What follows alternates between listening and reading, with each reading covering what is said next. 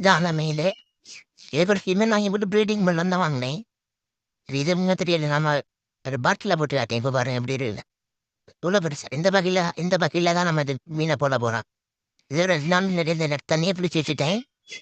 இதை எடுத்து ஊற்றிட்டு இந்த மீனை தூக்கி எல்லாம் போட்டுடலாம். பீட்டா பீஸ் பொறுத்தவரை என்ன பவுலில் போட்டு வளர்ப்பா. ஆனால் இவ்வளோ ஒரு பக்கெட் கண்டிப்பாக கொடுக்கணும். பாசில் நம்ம போட்டு எனக்கு தண்ணி கொஞ்சம் கம்மியாக இருக்குது. நம்ம இருக்கா சாதா தண்ணி எடுத்து ஊற்றுனா ஃபில் பண்ணி வச்சிடலாம்.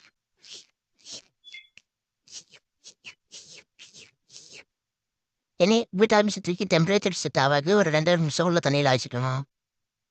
வச்சுட்டே ஊற்றுனா வரப்படுது. ஒரு 2 நிமிஷம் ஆச்சு. 2 நிமிஷம் ஆன பிறகு எடுத்து கீழே ஊற்ற வேண்டியதுதான்.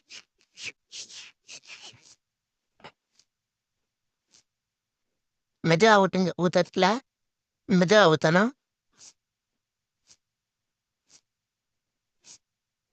அடுத்த நாள் ஃபீடிங் பண்ண தொடங்கிடலாம் நம்ம. இது அடுத்த நாள் இந்த ஃபீடிங் ஒன்றும் நம்மகிட்ட வேற ஒரு ஃபுட்டாக இல்லை. கூத்தாடி புழு மட்டும் கொடுத்து பார்ப்பேன். அப்படி சாப்பிடுதா சாப்பிடலையானா. இனிதான் ஃபுட்டெல்லாம் வாங்கலாம். இப்போ தான் கொஞ்சம் நான் பிகினர் தான். அதை வந்து சின்ன சின்ன மீன் வாங்கி வளர்க்கலான்னுட்டு ரெஸ்ட் வாங்கிருக்கேன். இது ஃபீடிங் சரி ஒரு மீன் ஒரு புழு பிடிச்சேன். சீன் கொடுத்து பார்ப்பேன். அப்படி சாப்பிடுதானே.